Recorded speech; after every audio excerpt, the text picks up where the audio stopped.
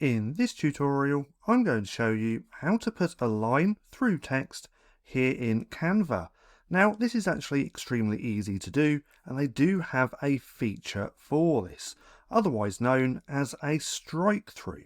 So all that we want to do is click onto our text, then we want to come up to the toolbar where we see this symbol just here. If we hover over it, it says strike through, and if we click on there, we've now put a line through a text just like that.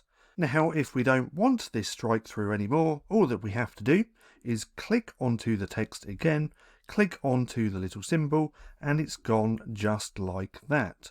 So that's just how easy it is to put a line through a text here in Canva. Now, if you found this video helpful at all, then please consider giving me a like, as it really helps out the channel. And if you're not too sure what to watch next, click right here and watch this playlist.